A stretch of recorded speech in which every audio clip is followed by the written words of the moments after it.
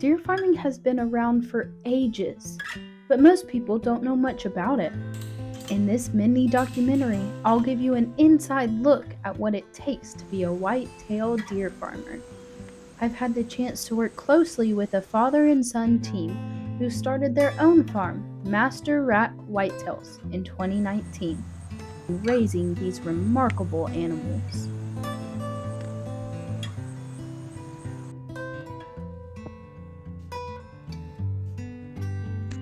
Deer are extraordinary animals, kind and majestic, sturdy and protective, and sometimes even a little bit goofy.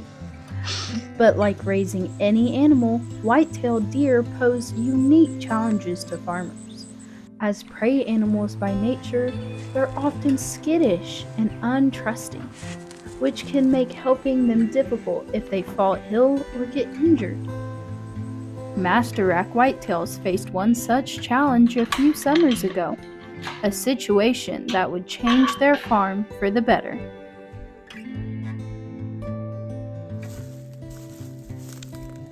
This change came in the form of Daisy, a fawn born in 2022.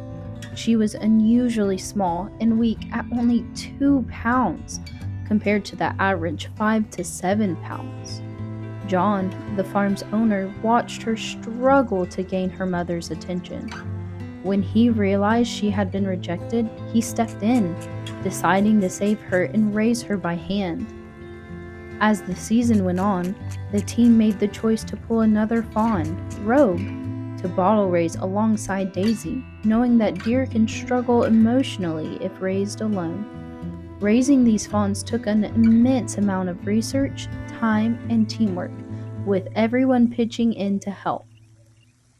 Today, Daisy and Rogue, now full grown, have become the heart of the farm. Their affectionate, gentle nature has not only bonded them to the team, but has also positively influenced the temperament of the entire herd.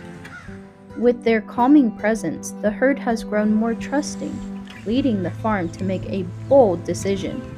In 2023, they committed to bottle raising each new fawn with the hope of continuing to nurture a gentle and approachable herd. Raising the 2023 fawns was a deeply rewarding experience for everyone at Master Rack Whitetails. Each member of the team poured their time and care into these young deer, bonding with them through every step. But it wasn't without its bumps along the way. There were plenty of learning curves, from managing the fawn's health needs to ensuring that they stay calm and trusting. Now, a year later in 2024, these fawns have grown into strong, fully mature deer.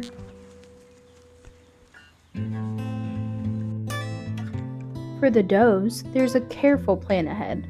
They'll be bred when they turn 2, giving them time to grow strong and healthy, so they can produce healthy offspring of their own. And as for the bucks, we're here with Jordan, the son and co-owner of the farm, who's going to share more about what's in store for these young bucks.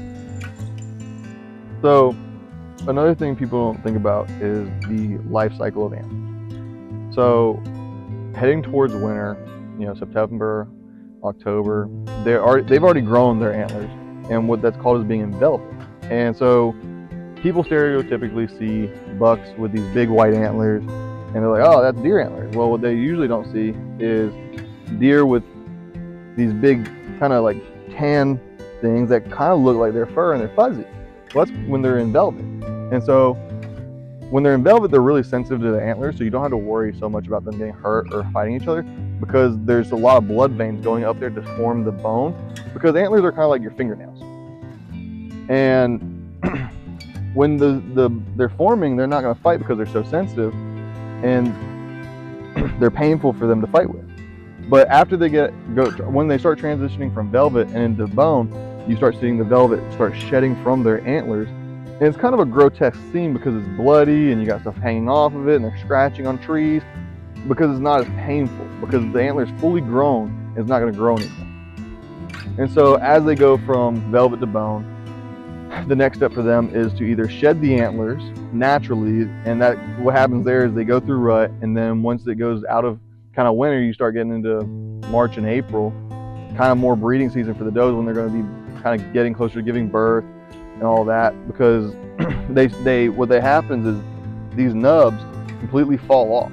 They start itching and irritating them down at the base, and so they start rubbing their antlers again, kind of like they're in velvet, because they have no need for them anymore. It's just extra weight, and it's kind of like teeth. They have a new set kind of trying to push up below it, and so not only is it itching, they got something coming up below it that's kind of creating pressure, and it's just becoming bothersome. So they start rubbing on trees, and eventually these will just naturally fall off, and they begin the whole new cycle. They get little nubs, the little nubs grow, and it goes back into velvet, and from velvet to bone, then bone to shed.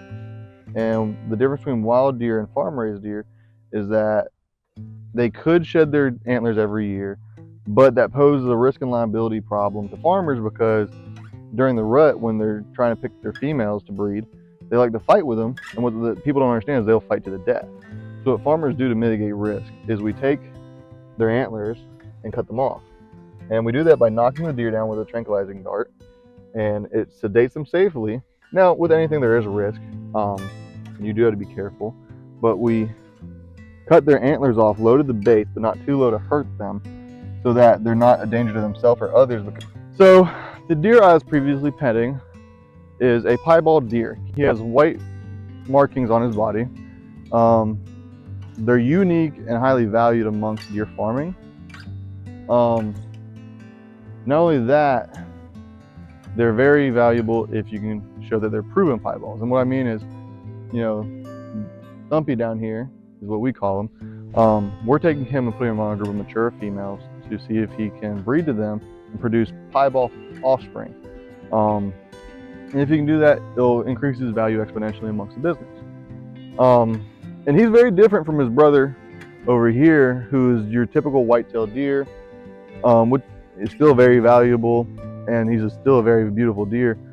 At the end of their breeding cycle with the boys, two things will happen. One, we'll either keep them and breed them again with a different group next year, or we might sell them to a hunting preserve, depending on the needs of the farm as well as our capacity, because we can only keep so many deer per acre.